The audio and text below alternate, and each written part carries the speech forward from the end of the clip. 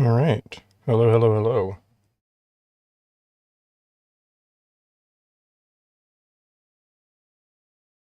Should be good. Let me just get up some notes for this. Do I have some already?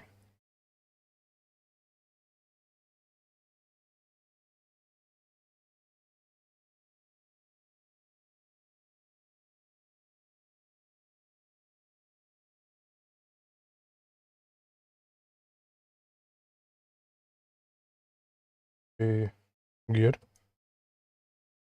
All right, let's join this space.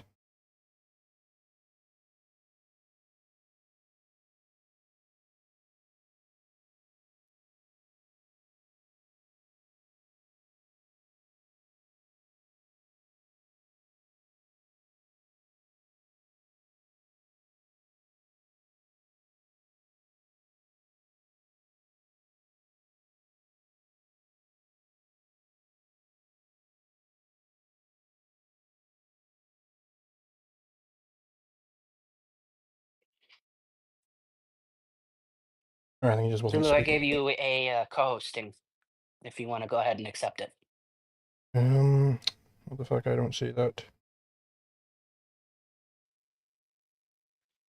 Okay, everybody, welcome and thank you all for coming. Today we're here to talk about Liquid Zulu's video about Dave Smith.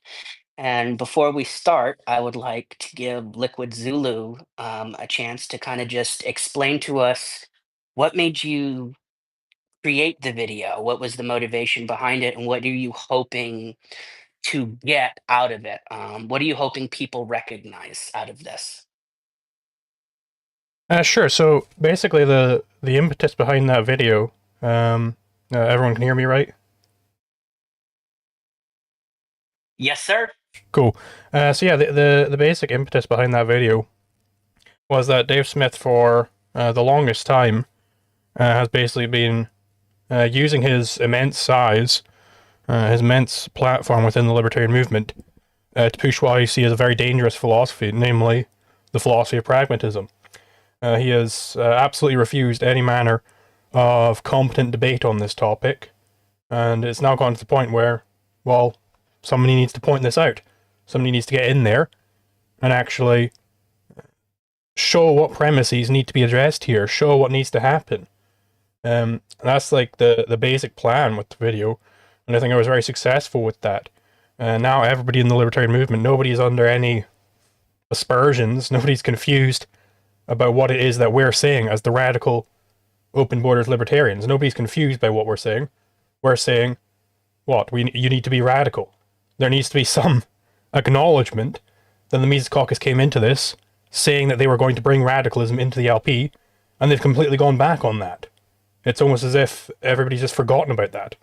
And I might end up dropping out of this space very briefly because I think my picture-in-picture is fucking it up because I don't see like any emojis or anything. So, but yeah, that's the end of what I want to say anyway.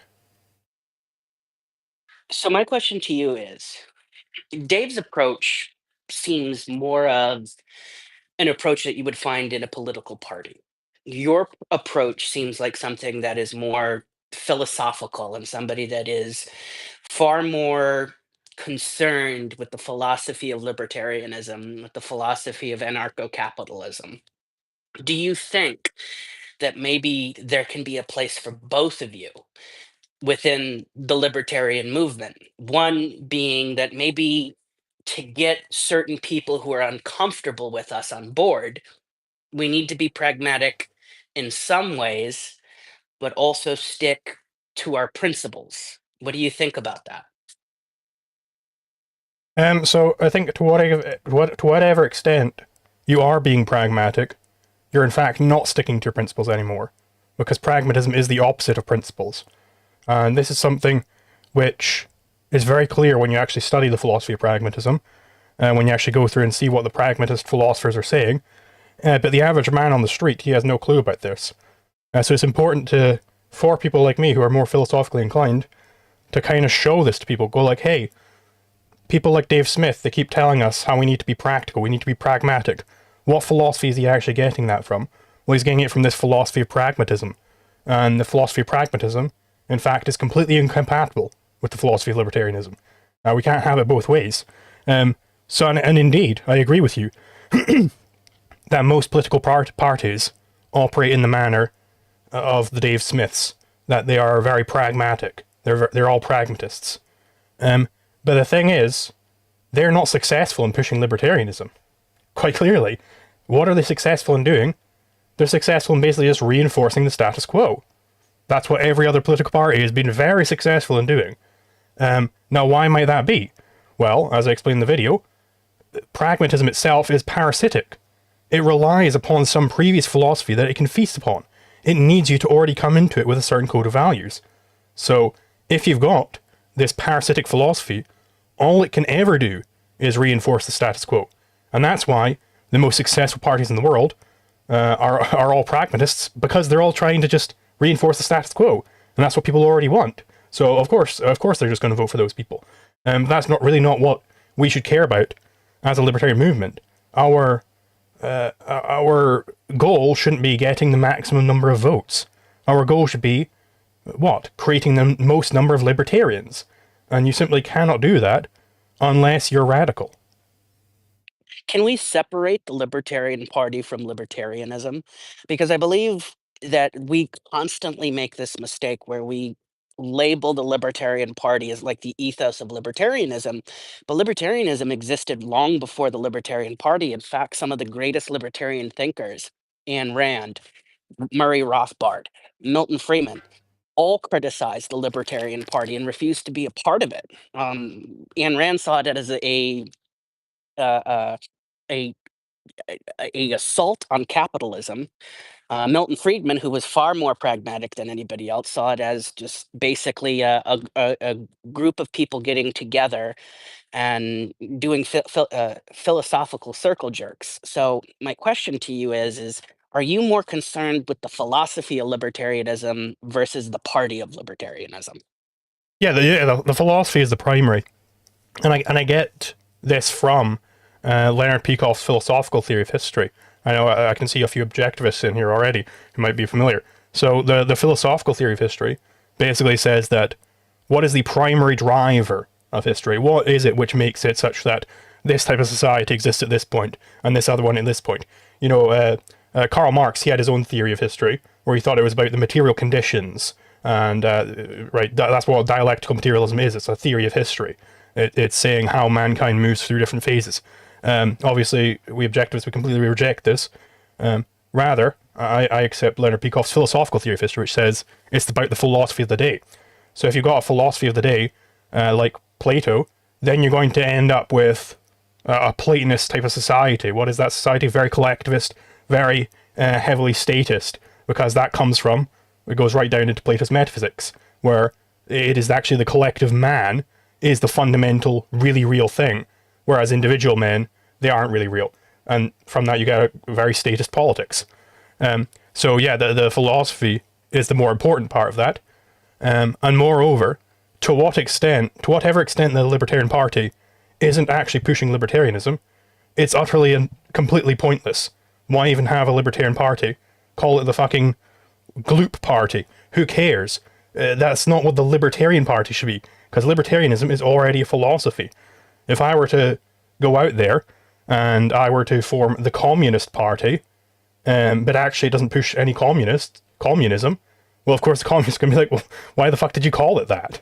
Right? Words have meaning. Libertarianism has a specific meaning. It is a philosophy first and foremost. And if the Libertarian Party isn't pushing libertarianism, then it's not the Libertarian Party. It's some other thing. It's just another party. Who cares about that other party? Call it what it is. And honestly, Liquid, this is why when I rewatched your video, I actually found a lot more appreciation for it because I saw you coming from an approach of from a philosophical approach, not from party approach, and I admire that. And I do want to apologize to you for coming at you the way that I did. I knee jerk reacted to something that you said, and rather than listening to the full video, and Dylan called me out on it, and once I did, I saw what you were trying to do. Get what you're trying to do, and I support what you're trying to do. But maybe for those who want to see minimal government, maybe they need to change the party name. Maybe it needs to become the Minimalist Party or something like that. But is there a way where we can still keep a third party movement going that has some libertarian ideology behind it? Would that be acceptable? Um, well, I don't really care about third partyism or anything like that. Um, but I care about libertarianism first and foremost. That's all I care about. And as it stands, the third party in the US is calling itself the Libertarian Party. So it's basing itself, it's constantly talking about how they're the Libertarian Party, how they are supposed to be pushing the libertarian movement, right? They're supposed to be, that's their job, is to push the libertarian philosophy in American politics. And so if it's not doing that, then get rid of it, quite frankly. I don't care about it anymore. Because it's not going to win. Let's be real here. It's not fucking winning anytime soon. What would make it win? Well, what would make it win is if libertarian philosophy took over as the philosophy of the day within the US. Then it would win. So actually, to whatever extent the Libertarian Party is in fact stamping on and crushing down the radicals, it is undercutting itself. Because the Libertarian Party can never win until libertarianism wins.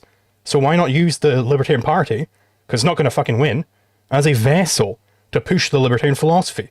You know, like it should have been all along.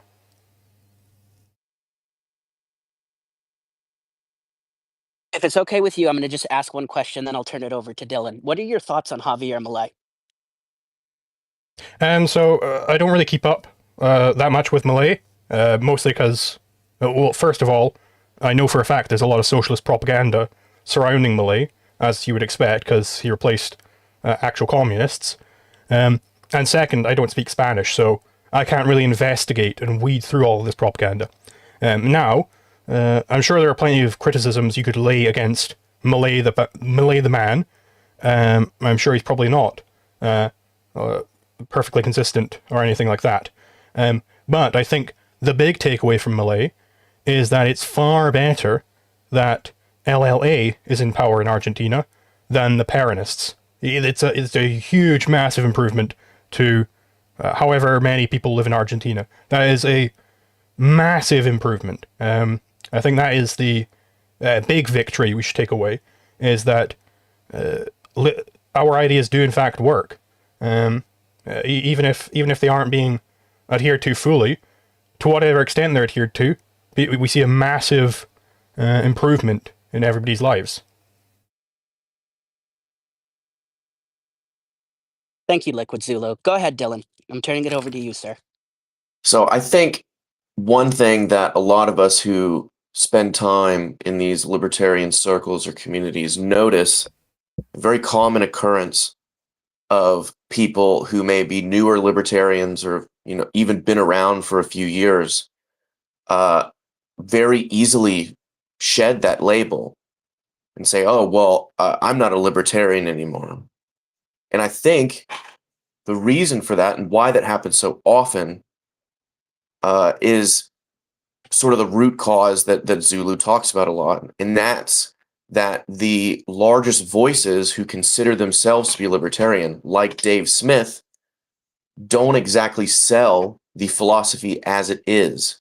They use this label, they use this identity, but they don't actually teach it in any fundamental way.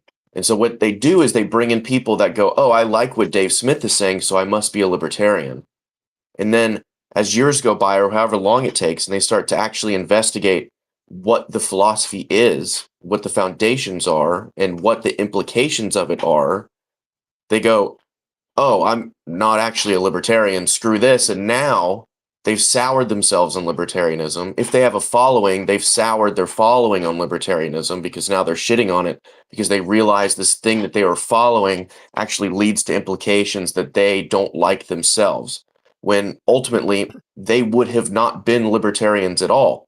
And so, yeah, it sounds good on the surface of, hey, there's more people considering themselves to be libertarians because of Dave Smith. The problem is that those people wouldn't otherwise be libertarians and aren't actually libertarians, and will ultimately shed the label and shit on libertarianism because of it and actually push more people away. And that's a big reason why Dave Smith has some negative effects with what he does by walking around and being like the, what he calls most consistent motherfucker. He's the libertarian. That's how he sells himself. So when he doesn't know how to actually present the philosophy in a coherent way and unable to actually respond effectively to pushback, he's doing libertarianism as a philosophy a significant disservice. And I think that, I mean, that's my biggest issue with it. If you want to work on specific issues, like I don't have a problem with that. I don't think Zulu would have a problem with that. The problem is that when you start to sacrifice your own philosophy to get things done, that's when it becomes an issue. If you go, oh well, libertarianism, this, if I follow this philosophy, will necessarily lead to the elimination of property taxes. And there's this other group that's like, hey, we're working to abolish property taxes as well. And you go, sweet, we can work together to do that. But I'm not going to sacrifice my philosophy in service of this other thing that you're doing. And I think that's the problem whenever you have a political party named after libertarianism. It's that politics is not it's not compatible with libertarianism, unfortunately. And so what that is the more the better you are at politics, you have to sacrifice libertarianism, and also vice versa. If you're going to push libertarianism, you necessarily have to sacrifice your pragmatic political moves. And so this is kind of the underlying issue with the Libertarian Party, is that it presents itself as this philosophical bastion, but also wants to be politically effective. You can't have both. And also, whenever you are sacrificing the philosophy to push those pragmatic political actions, now, again, you're engaging in the same negative activities that Dave Smith does, which also causes the issue. I think, a good way to not cause more harm would be to rename the Libertarian Party if they really wanted to be successful politically. It is a political party, after all. That's probably would do less damage to libertarianism, because people will see stuff that the party's doing and associate that with libertarianism. People associate the Libertarian Party in the U.S. with libertarianism. They don't understand that libertarianism has its own philosophy. They don't understand that it has roots that go back, decades, many decades, intellectually, and longer before that, without that label. And so I just, none of it really rubs me the right way, and I think Zulu hit on and really explained it in a way that came off very effectively, and I applaud him for that. And So, I'm curious what your original issues were. I mean, I know you may not have like fully engaged with the video to begin with, but you had issues with it. Like what were your initial issues? Like, did you have I think my responses issues to those were arguments? I think my issue was that I was looking at his video the wrong way. I have often said that you have to separate the Libertarian Party from libertarianism, but when I was watching that video, I did not do that. I looked at it through the party lens. And when I looked at it through a second time, and when I really focused in on what Liquid Zulu was saying, I saw an individual who was trying to express this is what libertarianism is. You cannot negotiate on libertarian principles. And I would even go further to say, Dylan, that I want to push back on one idea. I don't think Dave Smith has grown the Libertarian Party. If they did, the Libertarian Party would be bigger than what it is today. It would have much more money than it does today. Um, Well, the Dave me- doesn't necessarily push membership for the Libertarian Party. The issue is that he's presenting himself as a bastion of libertarianism as a philosophy. And so when he goes on podcasts and he goes, I'm the libertarian. I'm going to sell you this philosophy. I'm going to be the best possible one at expressing the philosophy. What he's doing is he's making people that watch him, that like the things that he's saying, go, maybe I'm a libertarian. And they don't necessarily look further into it, because once they do, they realize, oh, I'm not actually a libertarian. I just liked what Dave Smith was saying, and he's presenting himself this certain way. So now they leave the situation with a bad taste in their mouth about libertarianism as a philosophy, and it does a disservice uh, to the philosophy in general when that happens. Go ahead, Steve. Hey guys, I'm just at the park with my daughter, swinging her. So if I hop off for a second or anything, I'm just I just a few minutes ago, and Liquid Jewel. I want to say first off, I like your video. I didn't have anything to do with posting it or removing it.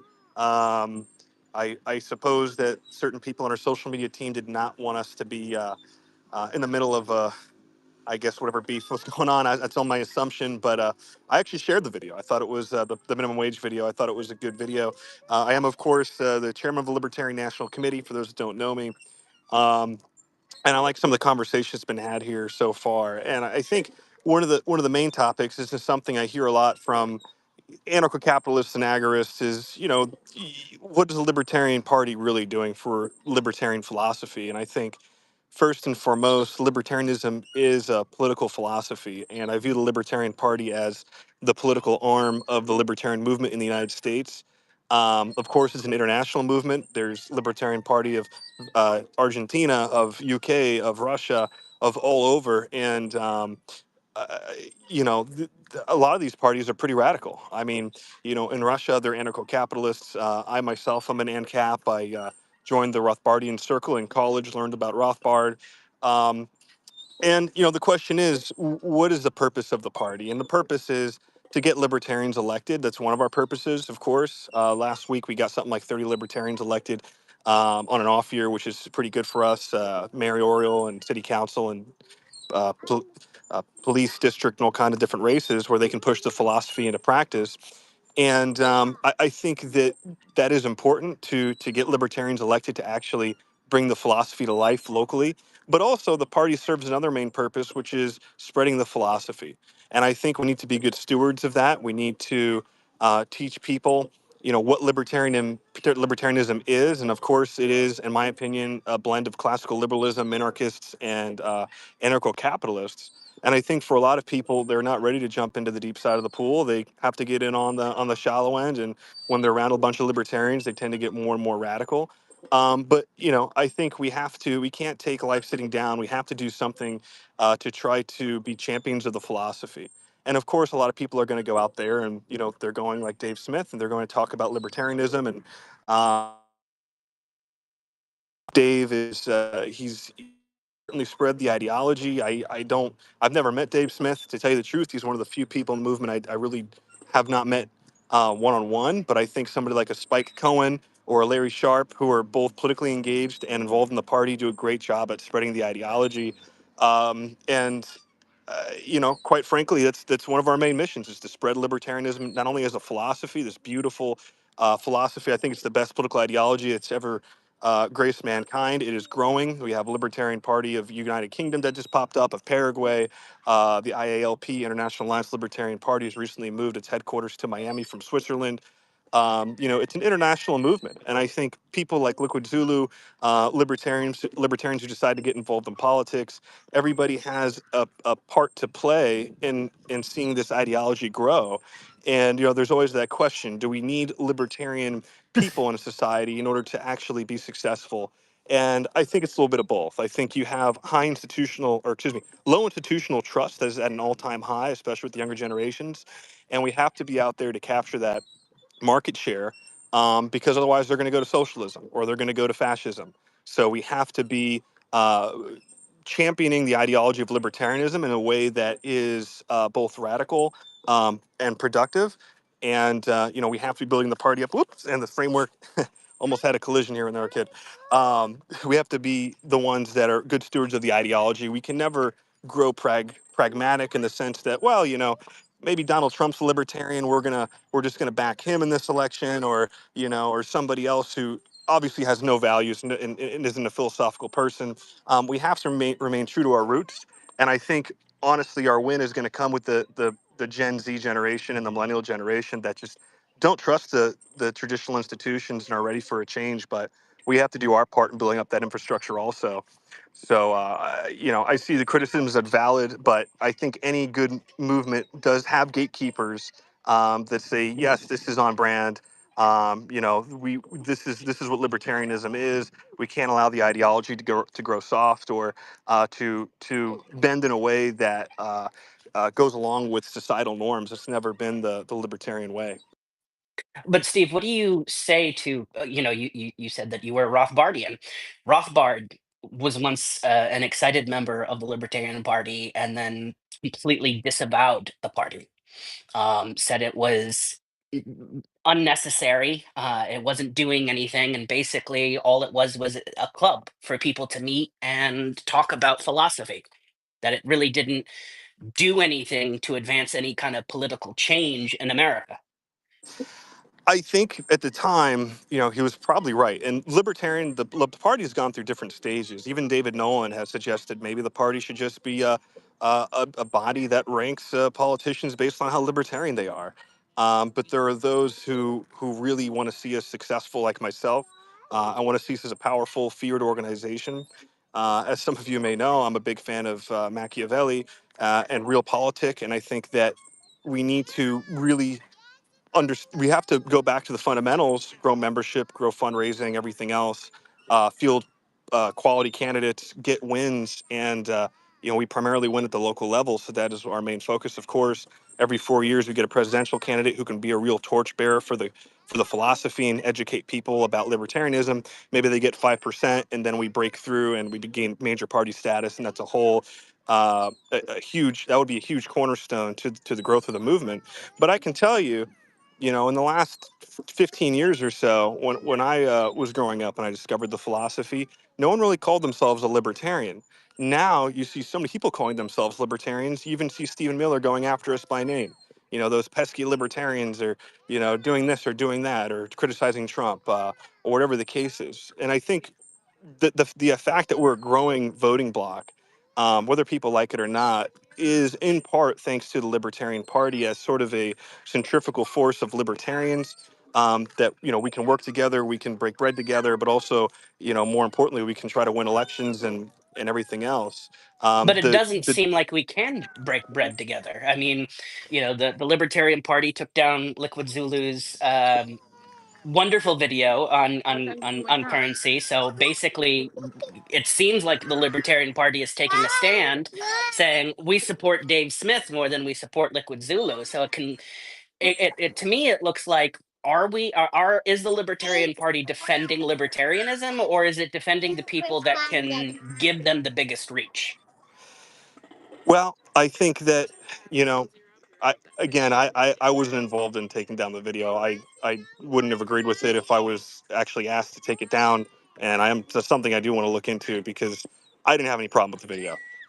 Libertarians have these petty beefs, unfortunately, because and I'm not arguing on whether or not their substance or not to anyone's position regarding Dave Smith or Zulu or whatever the case is. I'm not trying to get in the middle of that, but I mean, to your point, Bryce, I think the party does need to make a strong stance when it comes to things like promoting libertarianism and libertarians, especially the ones that are promoting the philosophy.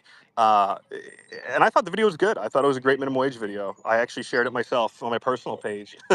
And I didn't even know about Liquid Zulu until about a week ago, and that Dave Smith video dropped. I haven't had a chance to watch it yet. It's got some really great editing, so I was thinking to watch it in the car when I'm driving, but it's like I said, it's got great editing, so I might want to sit down and actually watch it and take it in and see.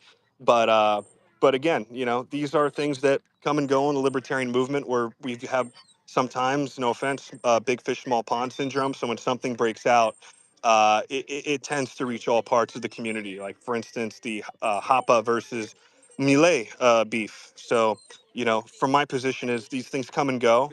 The main goal of the party and the movement, or at least my portion of the movement with the political side is to keep the party growing and to spread libertarianism both electorally and philosophically.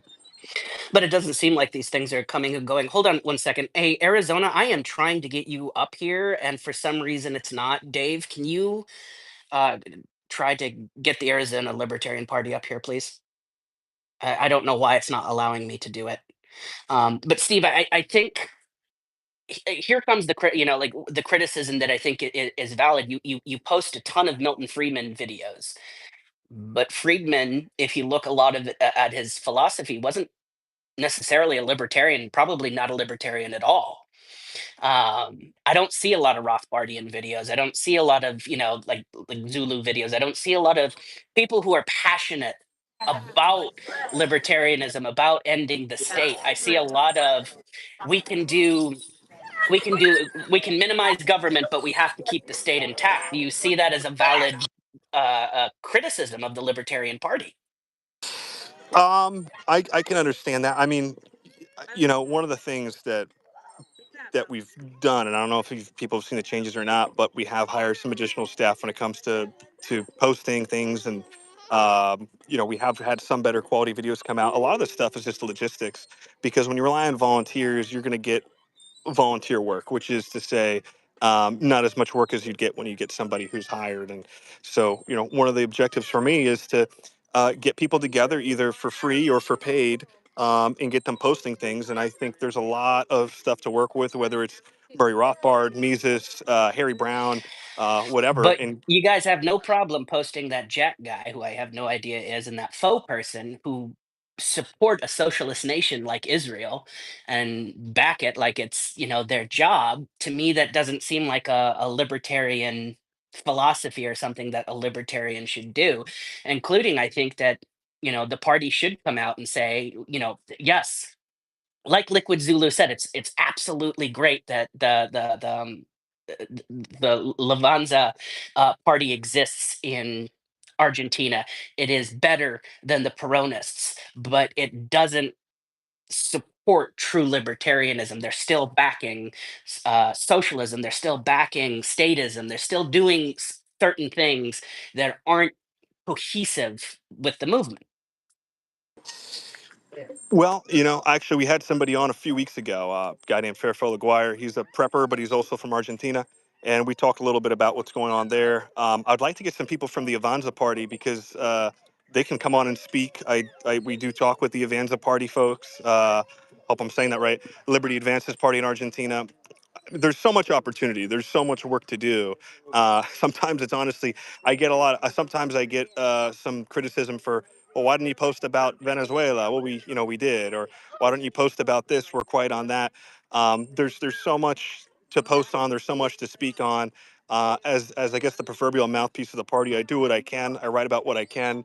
Um, I hope I can do more. And I'll take that criticism to heart. But I do think we can do a good job or a better job. I think there's a big opportunity to push more of the Austrian economist side, the capitalist side. We are working on a project to get some capitalist writers on to actually talk about the economic side of the philosophy. And again, we need bodies for this. So if people are interested and want to participate, email me. We do want to work on these things, but we're a small party. Unfortunately, with a small staff and a small budget, we're trying to change that. But I do think we need to promote the not only the ideology but the basics, the economic side more. And one of my predecessors from years ago thought that, well, the candidates are the ones that should be promoting the philosophy, and we're very silent on COVID, and that was a cardinal sin. Uh, That'll never come off our record. And I think the party should have been more vocal during COVID. I think there's a lot of things going on that I'm right now that the party is speaking out on, including the genocide in Israel and everything else, and many of the wars and things Trump is doing, etc. So we try to talk about what we can. Sometimes it comes and goes. We try to make our mark, but to your point, I think that we are a philosophical movement, and we need to engage the philosophical, intellectual part of our membership to really work with us to be as loud and as possible and speak on all these different issues. So I say all that to say that yes, I think it is an opportunity that the party does have to speak louder on the philosophy. Go ahead, Arizona. Hey there, everybody. So just wanted to say really quickly, so I understand that Stephen wasn't responsible for the removal of that post. But for as much criticism as he's getting, I just want to say any of the missteps at national, we'll make sure that those are rectified through us if need be. So that's all. Yeah, I will say, it seems like the Arizona Libertarian Party, for a while, they've been one of the very rare instances where the Libertarian Party actually bothers to push the libertarian philosophy. I mean, back when there was still a Mises Arizona, they were posting my videos long ago. There are some people in the Libertarian Party who actually seem to care about philosophy.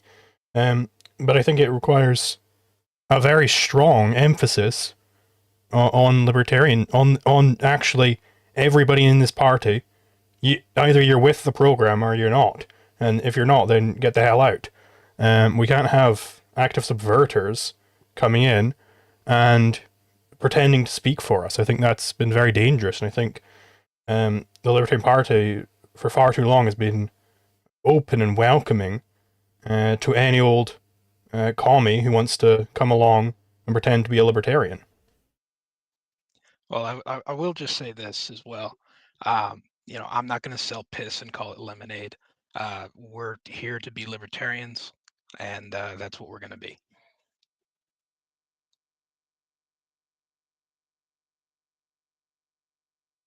Go ahead, Casimir.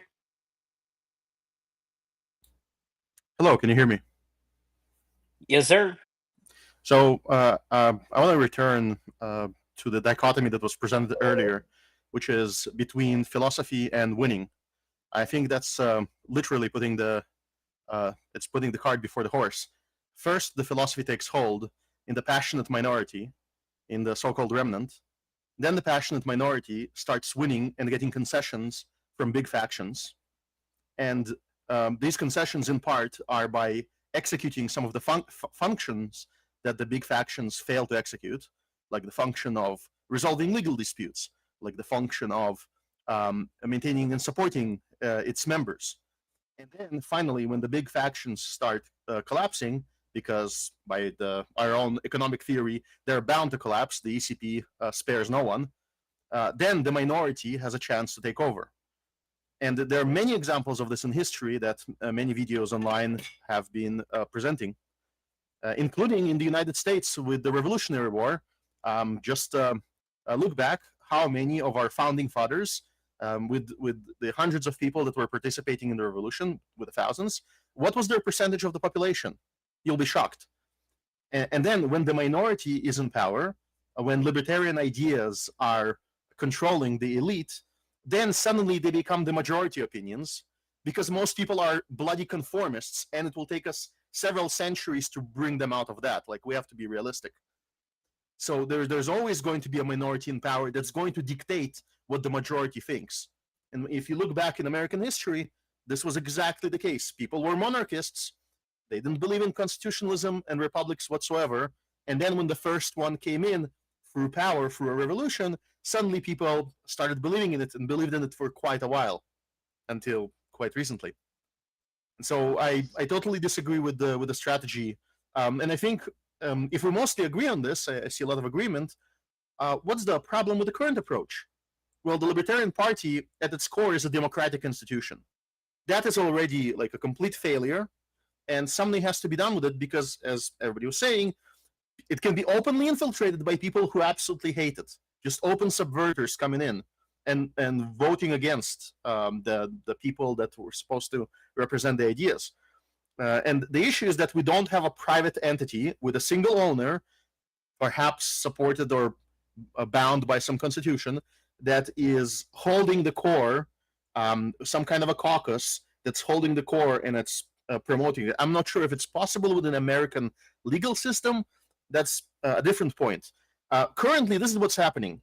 The Libertarian Party messes up, and then some pragmatist shows up and says, well, we wanted to do it, better, but unfortunately, because of democracy, it becomes an excuse for the failure. Like, we wanted a good candidate for presidency, but we got that guy because there was democracy and there's nothing we can do about it. Well, what steps are you taking to remedy this? What's the next part? And then there is the problem of popularizers like Dave Smith, which is the whole topic of the space. Okay, there's a cope, an excuse. Oh, we shouldn't tell him what to do. He brought so many of us into the movement, which is, just, it's true. The reason why it's a Shakespearean fall, it's because the character is heroic. Starts out as a hero, then betrays his ideals, and then collapses and drags everybody into the basement, drags everybody underground into hell with him.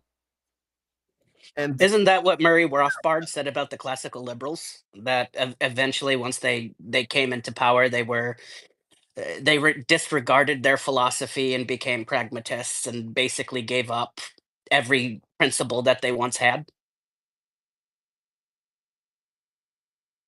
yes, so we don't have to give up and say, oh, he was never a hero. Like, he was, but the issue with it was, is he now? I'll give you one last factoid to check. Okay, there are libertarian writers living today. Not many philosophies have this privilege of having Hoppe alive in Turkey, of having Dominiak in Europe, of having Stephan Kinsella in the United States, where you can just buy a plane ticket and you can be in the presence of the people who wrote your bloody books. And imagine having a podcast where you're the most consistent mofo everybody knows. And you have this podcast that's watched by millions of people. And if you look at the percentage of the videos dedicated to your living greats, it's going to be under 1%. It's going to be such a thing where if you try to look up how many times Hoppe is mentioned, even just mentioned, how many times, and if there was an invitation to get him to speak, it's 0. Now, you think, oh, Hoppe doesn't do that. No. The Russian Libertarian Party, in their first convention, when Mikhail Svetov organized it, he managed to organize 2 speeches by Hoppe, which are up on YouTube right now. He paid for it, as far as I know, mostly out of donations, half of it out of pocket. And now everybody gets to use those interviews translated into English. And where is that success from our chief popularizer? Where is anything equivalent? So it's treason. Can I just butt in real quick? Because I actually just tested this live on stream. Because I have downloaded the transcripts of, hundreds and hundreds and hundreds. I think I've got all of them. I wasn't able to get all of them. But every public part of the problem episode I was able to get at the time, I downloaded all the transcripts and I just searched through them for the term Hoppe, and 0 times. I can't see a single mention of Hans Hoppe. So why is that, Steve? Well, I've only been in charge since February, so again, I think it's an opportunity. But to Casimir's point, about 5% of the Americans actually participated in the American Revolution, and about half were actually still loyal to the crown. I think that shows a couple different things. Number one, it shows that it doesn't take half the population to force political change or a political movement. Of course, they voted with their muskets back in 1775, or was it 74? And as far as democracy goes, I look at the world for what it is, not what I wish for it to be. That's unfortunately the system we have here in the United States.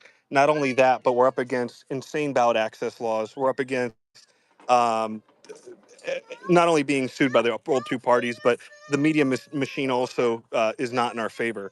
So, to the point of the people here, about 5% of the people supporting libertarianism are probably the mouthpiece for 95% of the party. That's just the way it is.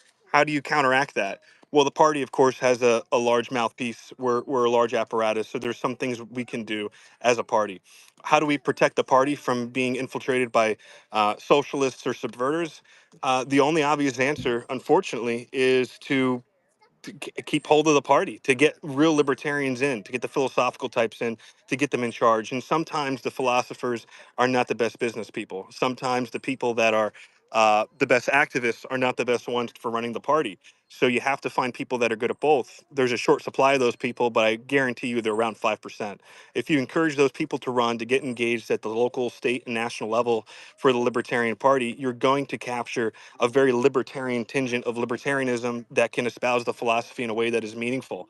It's the only way you can do it. You But know, every Steve, now. you actually have a caucus that is a part of the Libertarian Party that is planning on trying to get Donald Trump elected for a third term. You have a caucus within the Libertarian Party that has seemed to bastardize the movement and push it in a direction that is confusing to people who don't know what libertarianism is. Because I'm going to be honest with you, when I talk to people about libertarianism, most people don't know what libertarianism is. They don't understand the fundamental basis behind it. But a lot of people follow Dave Smith. A lot of people follow Angela McArdle. A lot of people follow some very problematic individuals who aren't pushing libertarian ideas and pushing more authoritarian statist ideas. I think a lot of it comes down to human nature. When you look at the Mises Caucus, what happened in 2024? Their candidate didn't get elected. They said we don't like the candidate that was elected, right or wrong, and they decided we're going to go ahead and we're going to support Donald Trump, and that's going to be our way in. I think if Rechtenwald got elected, they wouldn't have approached this strategy. Rechtenwald would never have stood for it. It was just a strategy of convenience. Let's call it a pragmatic strategy. I don't agree with that strategy. I don't think we should take scraps off the table when we're the one that's sitting. We're the one that's on the table for dinner. We're not actually a part of the conversation the way that they thought that we are, or whatever the case is, and still to this day. What do you do about that? I think you have to promote real libertarian ideology, and you have to get people, maybe agorists, ANCAPs, even classical liberals and minarchists too, into the party. Get them engaged. It's not an easy thing. It's a human nature thing. It's getting people involved in a way that maybe they prefer not to be involved, and get them to participate, to vote, to run for office, to run for leadership positions. Because if I'm being quite honest with you, at the local and state level, it's probably not that hard to get in these positions if you really want them.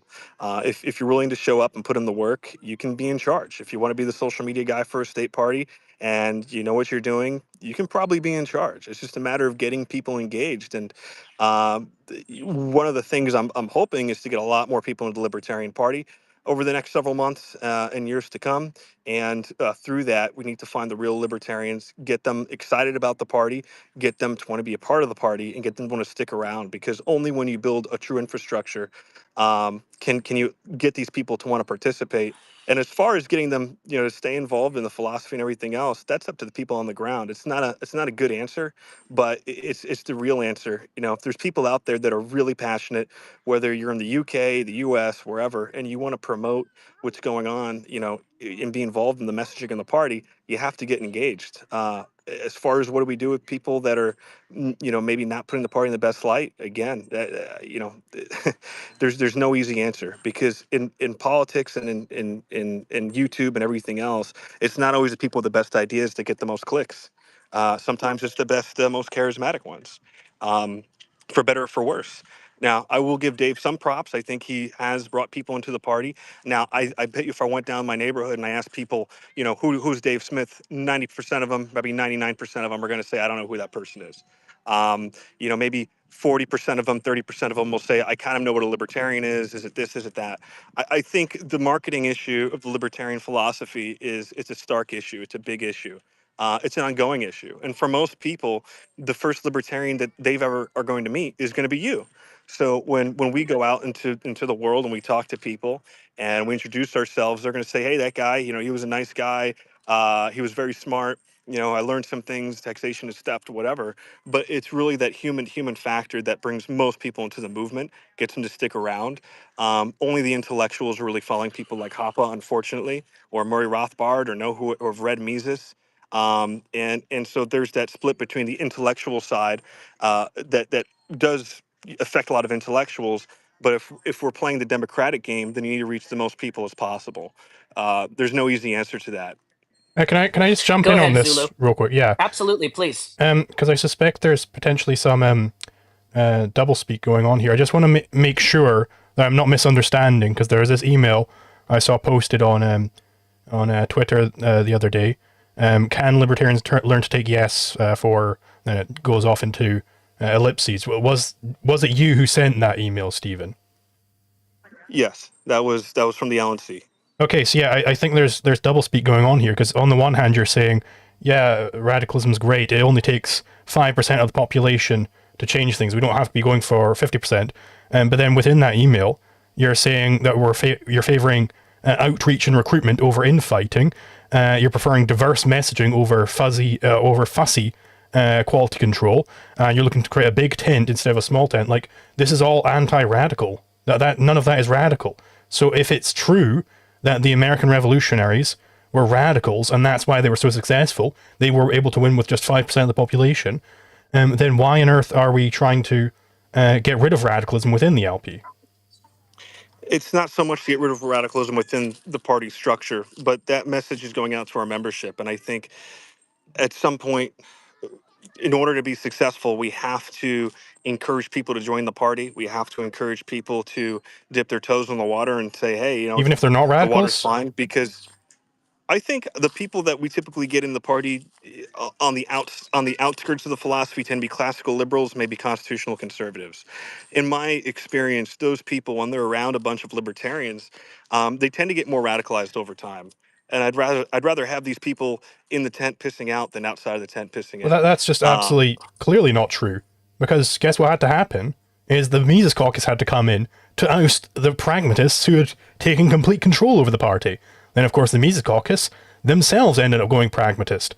So, like, and then if your solution to what is clearly a very big problem with subverters coming into the party and making it not radical, how on earth is a solution to that to say, oh, we're trying stop your fussy infighting radicals. This is just fussy quality control. We're trying to make a big how is that going to attract a radical vanguard to actually take control of the Libertarian Party and keep control of the Libertarian Party? Well, May I think also add, Liquid, that it also seems like the classical liberals want nothing to do with your side, that they also are like, no, I'm not going to listen to this. Mhm. So, and to me, and please feel free to disagree with me, Steve, but it seems like the LNC, the committee, bends over backwards for the classical liberals and the more pragmatic individuals, and turns down and looks down upon more of the ANCAPs. And this could be wrong, but this is from my view just on Twitter. Well, I can tell you, I'm an ANCAP, so I certainly don't look down upon the ANCAPs. I think it has to go both ways. I think, if we're going to use the libertarian measuring stick, if you believe in, if you're a classical liberal, if someone out there is a classical liberal and they want to basically get rid of 99% of the government, and the government just takes care of, the feds take care of the courts, the police and the military, I think that's pretty radical.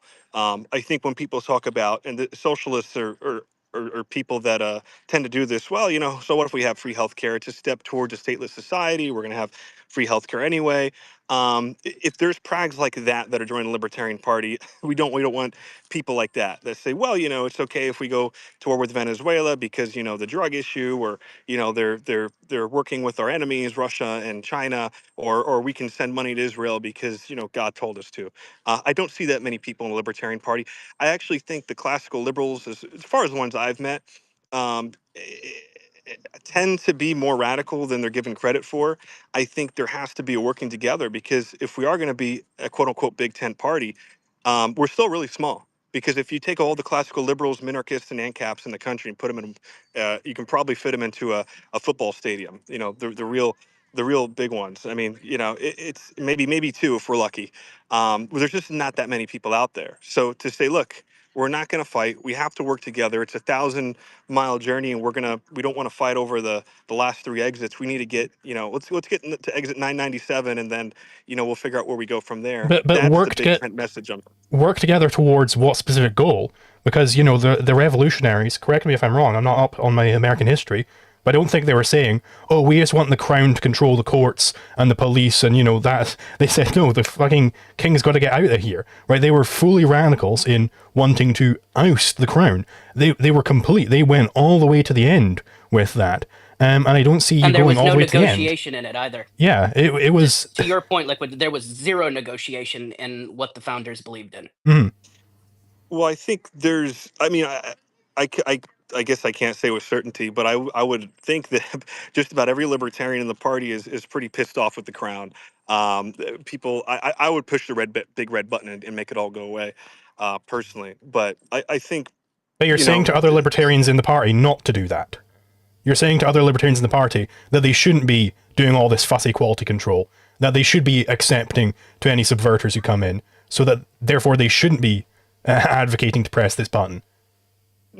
there's people that believe in a federal government. That there's people that want a constitution. Yeah, and they don't have a place in the Dallas party. Accord, the Dallas Accord was a pact between the classical liberals and the anarchists that said, look, we're willing to work together. Once we get there, we can fight over whether the federal government is should exist or not, or whatever the case is.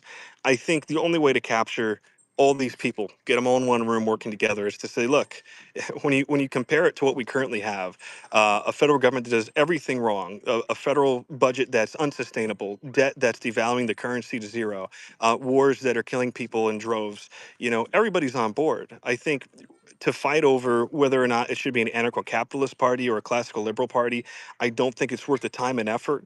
The people on the outside looking in are probably confused, and the differences are really small, in my opinion. I think those differences are small enough that we can work together, at least to get to that point, because you're already getting rid of 99% of the federal government anyway. And to be quite honest, if we had a true classical liberal society, I'd probably retire pretty happily from politics. I still want that extra 3% or 2% or 1% gone. But to say we're even close to we're fighting about anarcho-capitalism versus classical liberalism, it's unfortunately, I don't think it's a discourse that's productive when so much is wrong. I'm not saying we can't have that discourse. Libertarians love to argue about philosophy. I like to debate philosophy. I don't mind. I'll debate philosophy any day. But ultimately, if those are our differences, it's kind of like the Orthodox and the Catholics fighting in a secular world where everything is turning to Satanism and evil, and they're fighting each other over, the Nicene Creed or whatever the heck whatever split the church apart back in the day. And is Jesus Christ three men or three deities in one, or is he all God or all man? It's like when you start splitting hairs, I think at least as a political entity, we start to collapse due to the infighting, and the party won't survive, and we won't make those electoral wins. We won't make those societal wins philosophically if we fight on those issues intra-party wise. Now we can have those debates, but I don't think it's a good place to put the wedge. I just want to. Why call it the Libertarian Party? Can I just hop in on this Christian example he brought up? Because actually, if you go back to the origins of the church, there were many mystery religions around at the time. Why was Christianity so much more successful? Well, it's because they said, you're allowed no God before other than me, right? Whereas all the other ones, they were like, yeah, join as many, the kind of the fashion at the time was to join as many different mystery religions as you could, because then it increases your chances at getting benefits. But then when Jesus came along and he was like, no, you're allowed no God before me, only me. If you're going to be a Christian, you've got to only be a Christian. And that was kind of like, whoa, it's kind of compelling to people. So that was infighting. And guess what the most successful period of the Christian church was? Well, it was when Catholicism ruled all of Europe. And where did they just allow were they a big tent philosophy? No, they were as small tent as you could be, right? They were always talking about, no, that's a heresy, so on and so forth. And so you're saying, like, well, if we want to capture all of these people... If we're looking at the Catholic Church, you also have to recognize that they never stood by their own philosophy either. I mean, we can go back and show... I mean, they definitely were infighting, this is though. Heresy. Yes, there was tons of infighting, but we can show... And the infighting made them successful. Come in and say, this is heresy, but the popes were doing the very same thing. Well, we can also go to the back to the revolution analogy. I mean, you had like true radicals like Samuel Adams that from the beginning was like, no, this crown needs to go away. And he had to like vigorously convince his colleagues to stop trying to negotiate, because that's what they did for years and years and years. It took for the people around him to realize this negotiation tactic is not going to work. And it took people like Sam Adams, who was a radical through and through from the beginning, and stuck his heels in the ground to eventually bring those people around. And I think that's a good enough analogy. I just, listening to Stephen talk about, what the Libertarian Party is doing, it's just like, why call it the Libertarian Party at this point?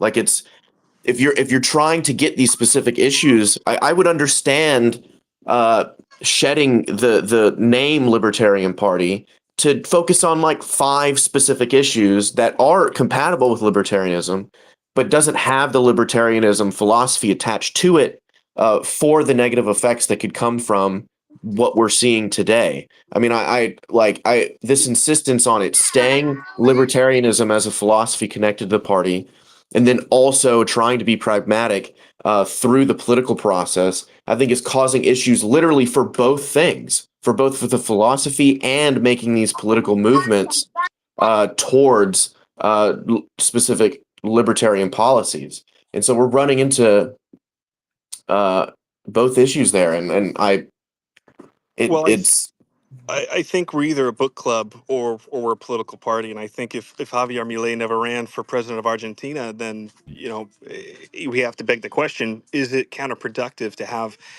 libertarians running for office versus the philosophy which is against force? But Stephen, So he didn't well, do it I under the Libertarian Party. Like Milei didn't. Milei disbanded the Libertarian Party and created a Liberty Party. That's basically what the LLA became, was a Liberty Party. It wasn't a Libertarian Party. It wasn't solely dedicated to just libertarianism, because they knew that that wasn't necessarily going to get them elected. They said we have areas in which we're ANCAP, in which we believe in the libertarian philosophy, but we're going to do it through getting elected. So maybe changing the party name is not such a bad idea. Well, I also think I would. it causes the issues when you, like, what Zulu's just continuously trying to hammer down is whenever you sacrifice the philosophy, you're pragmatic, and you concede on the philosophy to get these certain things done that aren't fully compatible with libertarianism. And you keep saying like, oh, it's just splitting hairs. But like the main contention right now is an open slash or open and closed border. Like that's not splitting hairs. I mean, Zulu pointed out to specific things that Dave Smith has been saying, and it's very, very counterintuitive to the foundations of libertarianism. And he Correct. said, and he pointed out, hey, if open borders is the actual correct libertarian position, then I wouldn't be a libertarian at all. And that just goes to show, like, there's such a contention here, and it's not splitting hairs. It's literally over it's literally over the state having a monopolistic control over the borders of a specific geographical area versus not. Like that's huge. That's massive. Like it's But not necessarily in splitting hairs. Well, in I the would same argue. context, Dylan, that Rothbard also said that the ultimate goal of anarcho-capitalism is that you have control over your private property. So if I say I don't want an immigrant coming on my property, I have every right to say that. Now, I don't have a right to tell you how you deal with your property, but if I decide that my property is going to be just this, then that's my right as the owner of my property, correct? Yeah, but we're not. I mean, private property aside, I mean, we're talking about the state having monopolistic control over anything, and then if we're talking borders of a country, that's a massive, massive responsibility. Just like courts, just like federal law enforcement. Like these are really big, big things. And if you have libertarians in name disputing this like massive fucking thing, it's not really splitting hairs. Like I fail to really follow that. And I think that's why Zulu focused so much on the borders issue during the video, because it's a big one. And I understand that there is a large group of people that this is like their issue. And it's like, okay, it can be your issue, but please stop calling yourself a libertarian, because you're doing the philosophy a disservice, and you're pushing people away from the philosophy by doing this. Now, You, Dylan, when Ironically, you say the philosophy, there's so many different sets of philosophies within libertarianism. You have the classical liberal philosophy, you have paleo libertarianism, you have anarcho-capitalism. My question is, why does one individual, and this is just a question, I'm not saying that this is what has to be, but my question is who gets to determine which philosophy is the correct philosophy within the libertarian movement? You I simply want to have let Zulu various answer this. you simply have various stages of compromise. That's it. Yeah, I would just hop in, and we should probably move on to some of the hands after this. But I would just hop in and say there is only one libertarian philosophy. What is it? It is the philosophy of the non-aggression principle. Everybody else who calls themselves a libertarian, they're a libertarian in name only. They're not libertarians, not even close to it. Why do I say this? Well, where does the term libertarianism come from in modern parlance? It comes directly from Murray Rothbard. The term was dead until Murray Rothbard came along and decided to homestead it. And what did libertarianism mean in the days of Murray Rothbard? It was just synonymous with Murray Rothbard's beliefs. What was his big innovation? It was the non-aggression principle. That is the distinguishing characteristic. And, you know, all these big tenters throughout the years have just allowed ever more subverters to come in and spin off their own little ideas on what libertarianism is. But it's not what libertarianism is. Libertarianism is the philosophy of the non-aggression principle. We've gotten to the point where half the people who call themselves libertarians don't even goddamn know what the non-aggression principle says. It's really a dreadful But didn't the situation. founders, the American founders instigated aggression towards the British Crown? They didn't call themselves libertarians, Bryce. Yeah. That is true. Zulu, do you want to pick the hand? Start picking hands? Sure, let's go for Monhop. He's been having his hand up for quite a while. Yeah, cheers. Thanks, Zulu. I'll be quick because I got to go anyway. I just wanted to say real quick, I think, well, I have a few points to make, but the key one, I think, is that there's this kind of sense that I'm getting, or not just sense, but like statements that are coming out that are like, oh, well, we can coalition with people, classical liberals, libertarians, whatever else. We can all kind of coalition and then, figure things out later. Once we achieve classical liberalism, then we can start infighting about, whether we want to stay classical liberal or go to libertarianism. And I think there's like kind of a snuck premise that isn't acknowledged, which is that, the entire point of this conversation is, how do we actually achieve our goals? And so the point is that Zulu and I and others would make is that, look, if you're going to coalition with classical liberals, you're not going to get to classical liberalism or even close to anarcho-capitalism to the point where you can then bring up those alleged, you're not going to get to the point where those disagreements can be brought up at all, because you're never going to achieve anything close to it, because you are drowning out the radicals with all this fluff in the form of classical liberals that don't actually believe in the ideology wholeheartedly. So to the point, like, the revolutionaries have been brought up. I mean, I studied the American Revolution back in school, and if I recall correctly, they were tarring and feathering tax collectors. Okay, and if you didn't feel good about that, then you could fuck off. Basically, like the idea that, historically we've seen successful revolutions or successful ideologies take hold, where it was like, oh, I feel a bit uncomfortable about whether we're going to tar and feather tax collectors and get rid of the crown. You would have been told to get stuffed, because the philosophy needs radicalism in order to push the movement forward. And, Patrick Henry didn't get up at the Virginia Convention, I think it was, and say, give me liberty or give me, a $500 side offer. He's like, no, give me liberty or give me death, because that's the only message that's going to propel us forward at all. But then in the same breath, he pushed for dictatorship.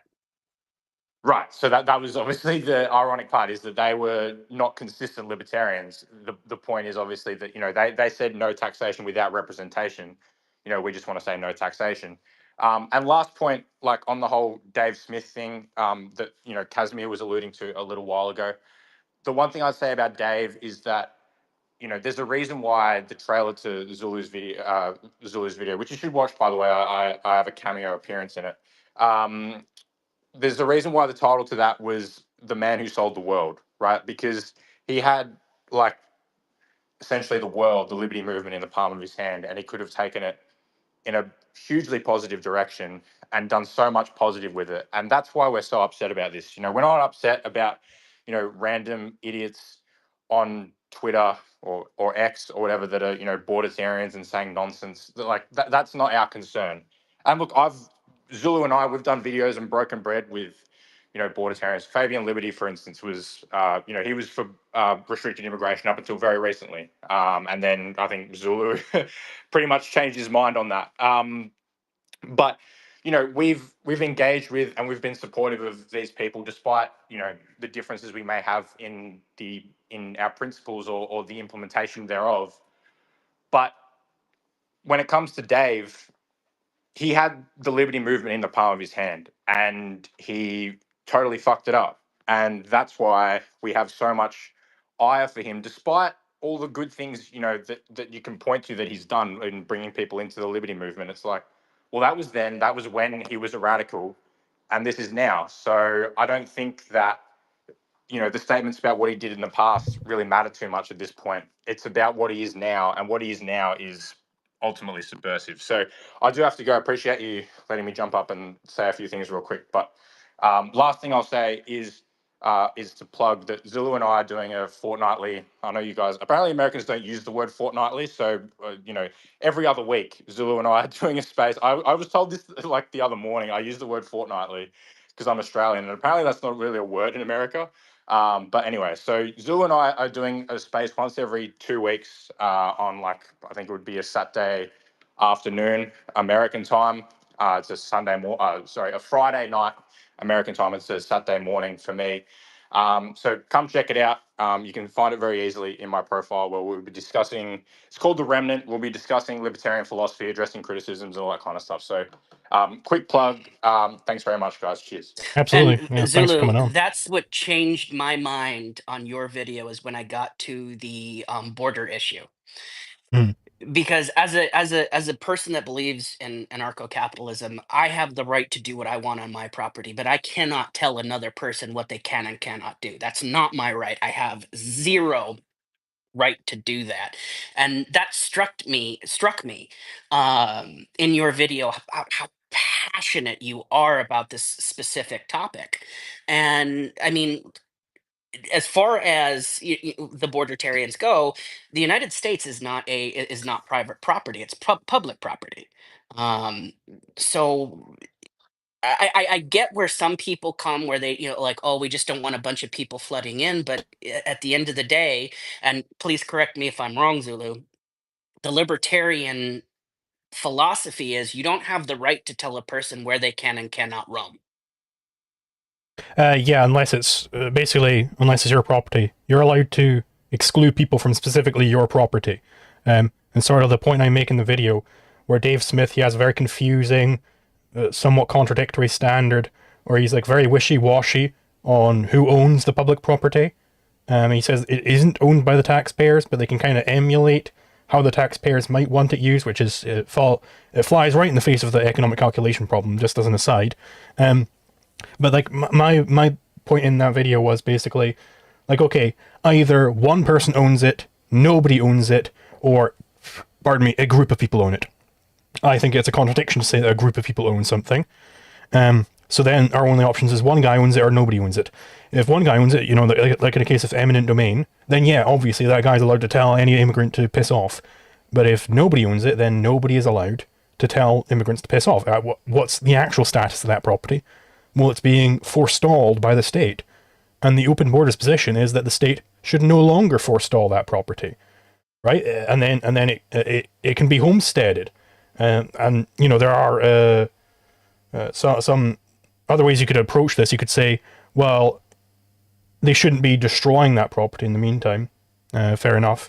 But I think the main point is that the Open Border stance is stop forestalling it. Press that stop forestalling button right now, and then it can be homesteaded and reallocated to where it will be most value productive. Will you keep going with the hands, sir? Sure. I think Fountainhead Forum has been there for a while. Hey Zulu, yeah, thanks for coming on my show. And of course, I've done a lot of shows. I've also done over 90 shows about Javier Milei. But anyway, the first thing I wanted to point out is something that was missing from your video. In 2022, in the fall elections in Arizona, there was a guy running for Senate for the Libertarian Party named Mark Victor. This was a guy who had sued the state of Hawaii to get rid of his mask mandates.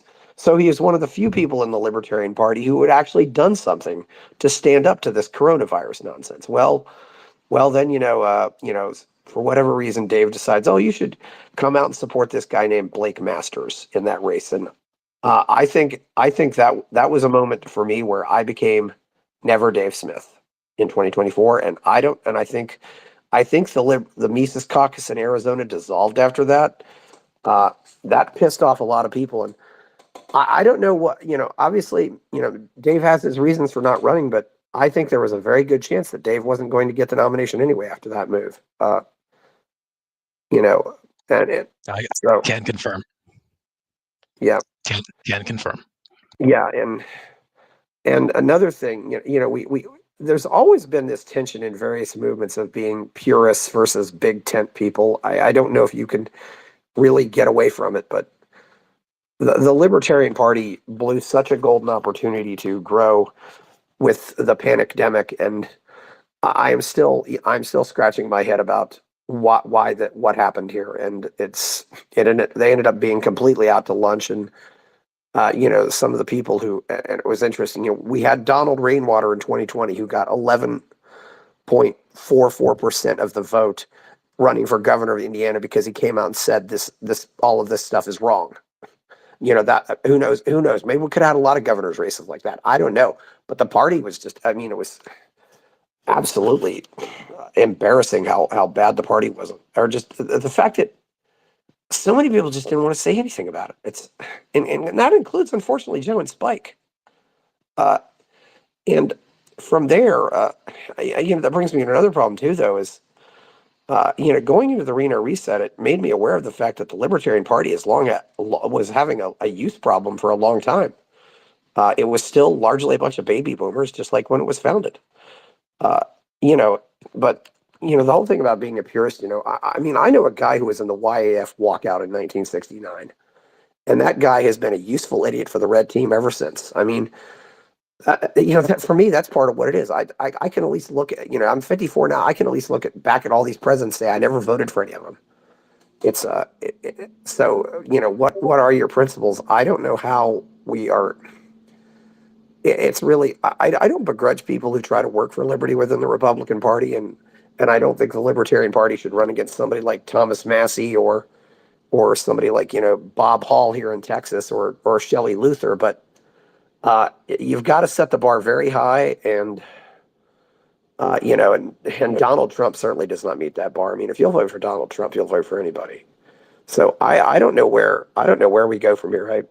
I wish the libertarian movement would get back to its objectivist roots, because I think all these movements are suffering from all the sectarianism, and the objectivist movement has become a complete and total disaster.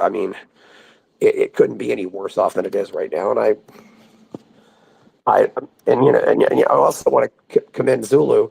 You actually talk about philosophy in a way that is very palatable. I listen. It's easy to understand.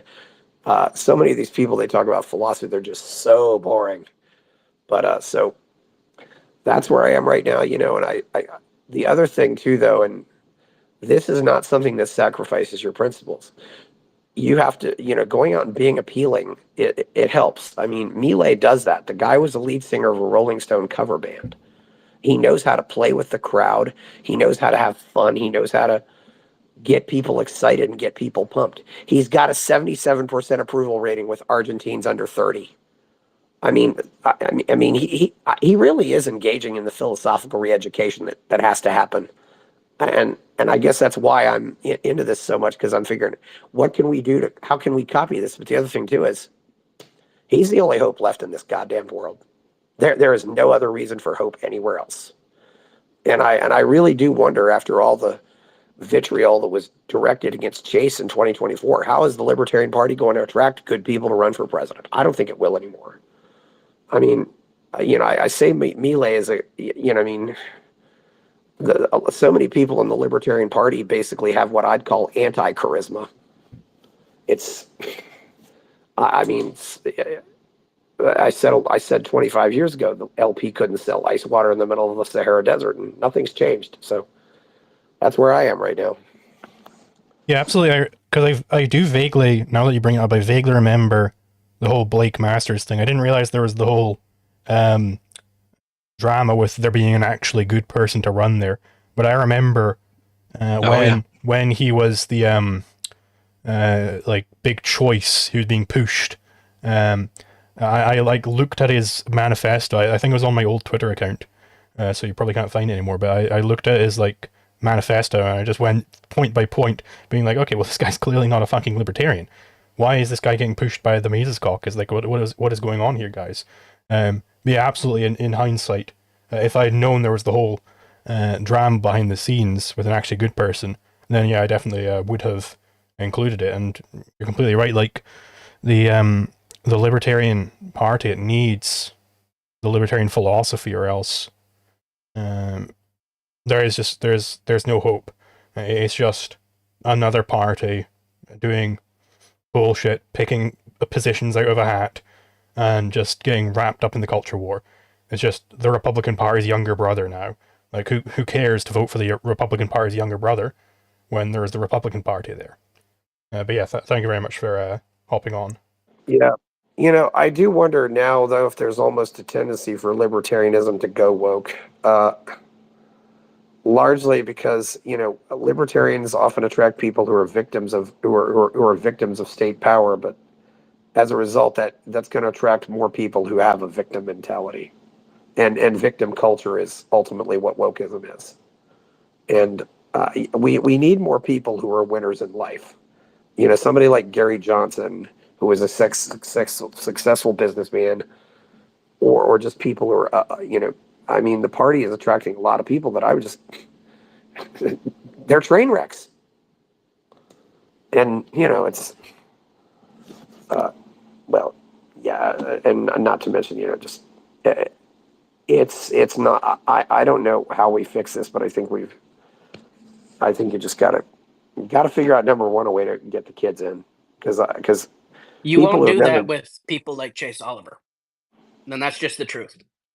Well, Chase was 39 and the other candidates were 70 plus. He came behind somebody who dropped out and begged people not to vote for him.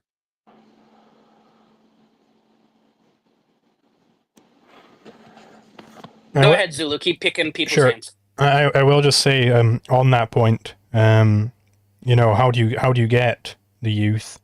Well, you got to be. The youth really care about radicalism above all else. I think we've seen that very, very clearly. The average age of people in my Zyke, it's very young, very, very young, fresh-faced people. It's not the old and curmudgeonly. But yeah, I think it would be probably Sakura next. Hello. You seem to be cutting out a little bit. Okay. Let me see if I can fix that.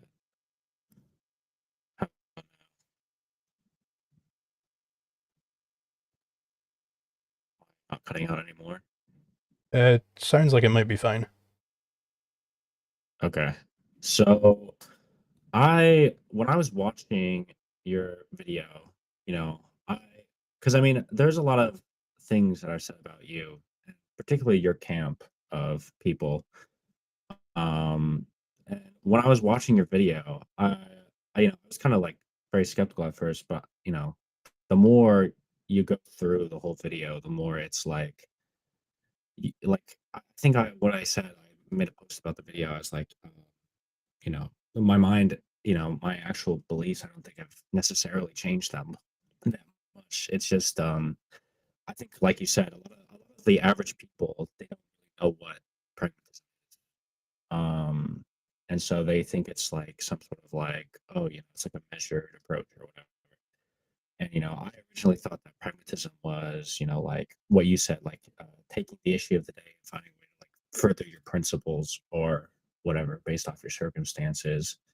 And so my question was like, is there a way that we can redefine pragmatism to not mean the abandonment of principles? Like, can we change it to what you think is your strategy of like the furthering your principles? Well, that would be entirely contrary to what the pragmatist philosophers are saying, and like what the word actually, like the root of the word, like it would have a very strange etymology if suddenly pragmatism started no longer meaning about taking action. Taking action, that is the root of the philosophy. That's the core of the philosophy. We're just out here to take action, you know. If it stopped being that and started being radicalism, that would be a very strange thing indeed, and you wouldn't be like I see no real reason to do that. And someone in chat is suggesting if you speak again to get closer to your mic because the audio thresholder is killing your audio. Oh, the audio threshold. I don't think I have an audio threshold. Let me check. Let's see. Like, noise gate. Is that better? Not to tell. really. Okay. All right, I turned it off. That's better. Yeah, that's better. Okay, nice. All right, so yeah, I mean, because we've libertarians have redefined words that have had like different, I guess, meanings. Like a lot of people like to be like, oh well, you're this meaning isn't like the popular definition of it, so you have to like do whatever. And it's like, that hasn't really stopped us before. Is it, can we just completely we can't repurpose the word pragmatism to mean, just that off of principles? Well, why? What is the utility in repurposing the word pragmatism to mean the opposite of what pragmatism means?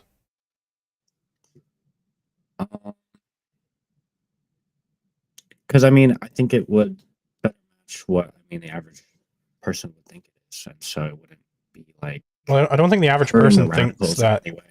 I don't think that the average person thinks that pragmatism means be radical. I really don't think that.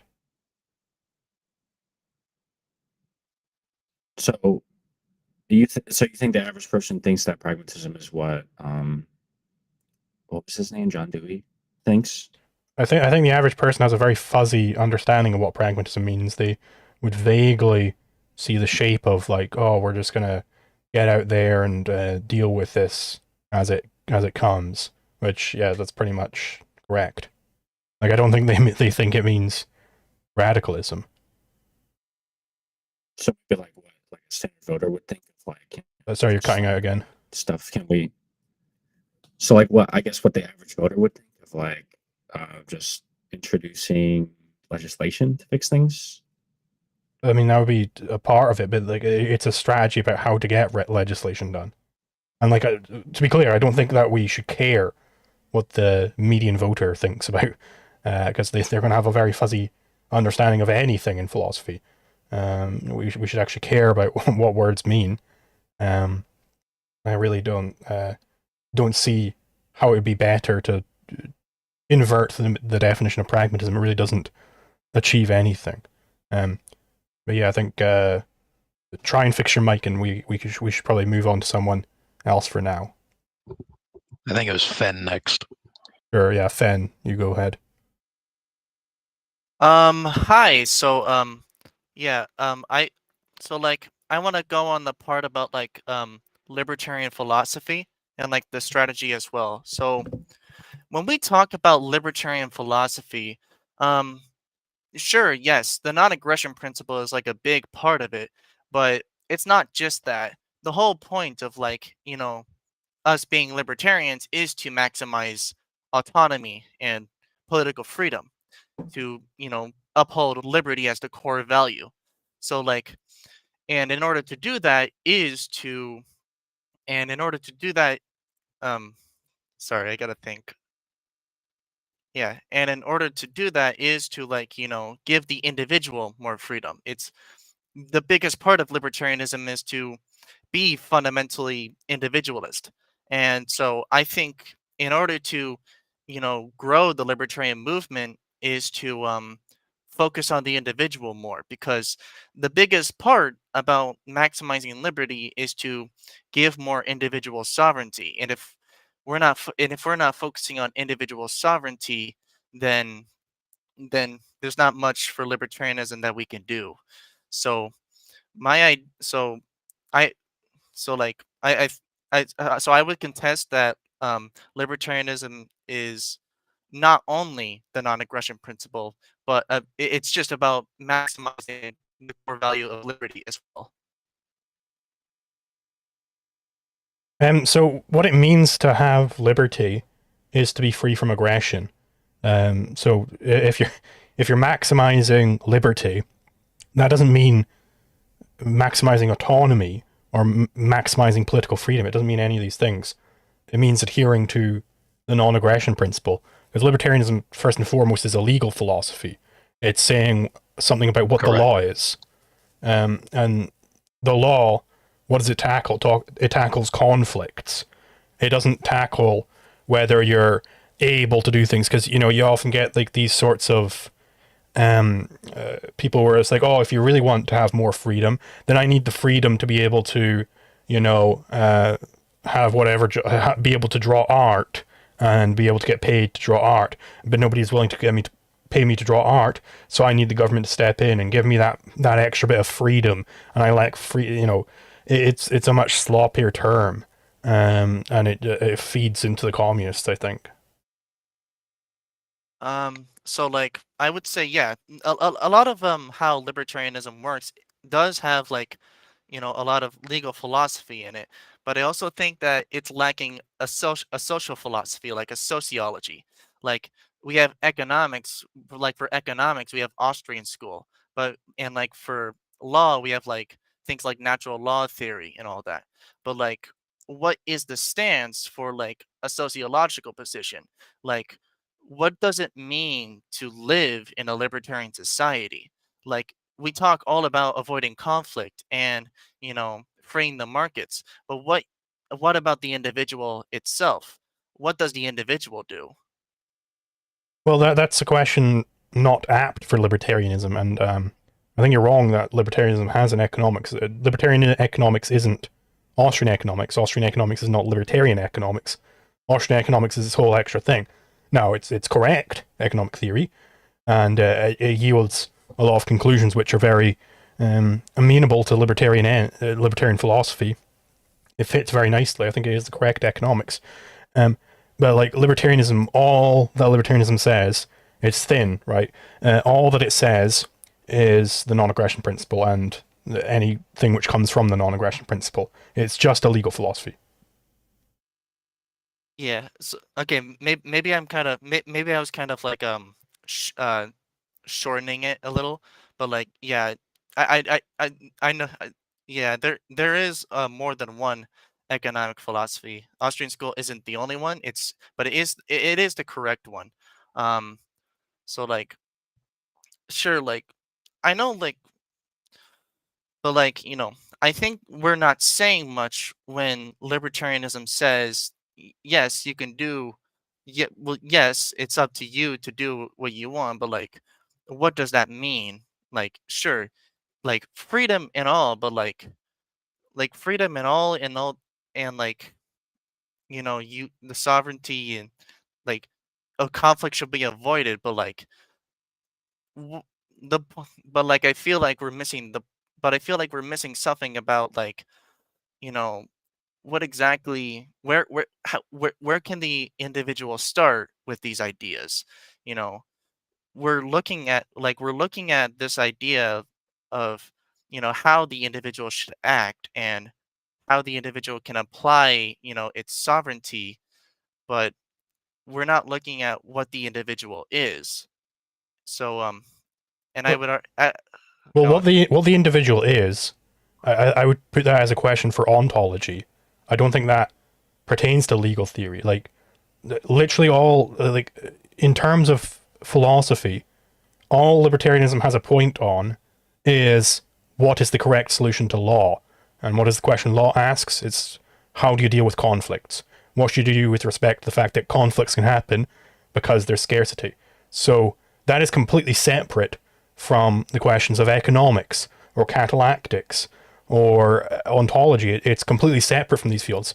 It could certainly depend on some of those fields, like, libertarianism as a legal philosophy. It depends definitely on epistemology, for instance. Like, epistemology comes way before legal philosophy. It would also depend on your answer to ethics, because legal philosophy is a subset of ethics. So, depending on your ethical view, you're going to have some certain view on what the law is. And libertarianism doesn't care about anything outside of legal philosophy. So, you could have whatever other beliefs outside of that and still be a libertarian if you still accept the non-aggression principle. Yeah, I guess if we're talking like libertarianism broadly, then yeah, it would most likely just focus on like the legal philosophy. I'm mostly trying to I'm mostly just trying to bring up in a point of topic, or like an idea that there could be more to um, libertarianism than just the legal parts. Because Well, yes, no, 'cause broadly, if oh, if go if on. you start adding in extra things, then you're muddying it, right? It's like, oh, libertarianism is your position on legal philosophy, and it also has a position on which species of frog is best. It's like, well, no, that's clearly you're grouping together completely separate questions that need to be analyzed separately. That is an incorrect way to think, right? That's just not how logic works. These are separate things that need to be analyzed separately, and so they should be analyzed separately. No more should, if we just stick to legal theory, no more should the question of what is the correct way to go about retribution. That shouldn't have any impact on what a contract is, right? Because what the basis of a contract is, that doesn't say anything about punishment theory. Those are also separate questions, right? You can't group these things together. This actually links to like a thing from evolutionary biology, where when you're drawing those cladograms, how you define a species. Well, you're trying to make just get the one root, right? So, for instance, there's this idea that humans are actually bony fish, because if you draw it back, well, we do have ancestors, which that's the only way you can define it. You can't have polymorphism in here, where you're just picking from different parts in the cladogram and arbitrarily grouping them together, because that's fundamentally what it would be. It would be an arbitrary grouping together. You have to have a non-arbitrary way, and the way you do that in biology is by saying, well, what's the furthest back common ancestor, and we define it from there, and anything beyond that point. And that's why humans are indeed monkeys, birds are indeed dinosaurs, right? And that's the way we should think about how you structure philosophy as well.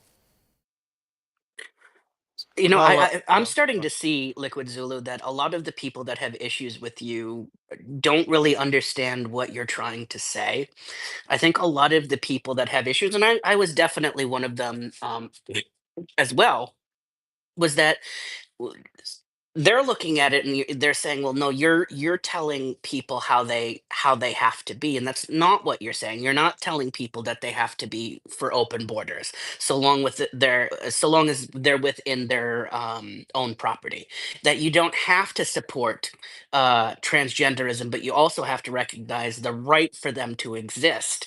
I think your approach is the right approach. I think that you have come into an area in which you could be very beneficial in helping teach what the philosophy of libertarianism is, and I hope you don't stop your videos are good. I like what you're doing. I hope that you continue. um I want to again apologize for knee jerking reaction, doing a knee jerk reaction to you. I do have to go. I'm sorry. I was only extending this to about 5:45. I do have to go and eat dinner with my family, but I would like to thank you for coming on here and explaining what your thought process is, what libertarianism is, and why you have a disagreement with David Smith, because I think that you're right in so many ways. I think when people look at it through the lens that you're trying to explain it, and don't come at it with this mentality of, oh, you're telling me I'm wrong, you're telling me the party's wrong. No, you're saying fuck the Libertarian Party. We're talking about libertarianism as a philosophy, and I think that's where we win. That's where we should be doing. We should be removing ourselves from a political party and talking as a philosophy that is better than everything else, where you have dominion over yourself and you don't have dominion over anybody else. So I just want to I want to thank you. I want to thank you for coming on here, and I want to thank you for all the things that you're doing. For sure, I appreciate it. All right, I guess I'll see you next time. Yes, sir. Thank you so much, guys. Thank you guys all for coming, and I hope you all have a wonderful rest of your weekend for as much time as you have left. Have a good one, guys. Have a See good ya. night, everybody. Z.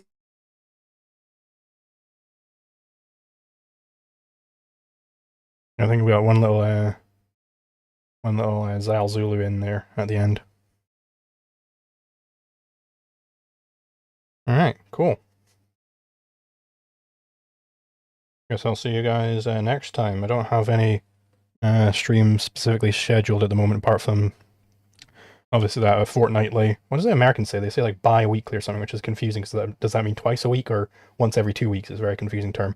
Yeah, that fortnightly podcast I'll be doing with Monhop, and I'll be streaming those to YouTube as well, and probably getting back into the reaction streams as well, because I've been doing those for a while. I think it'd be good to get back into that. So if you've got any suggestions, make sure to put them in the Discord if you manage to get in. And yeah, I'll see you guys next time.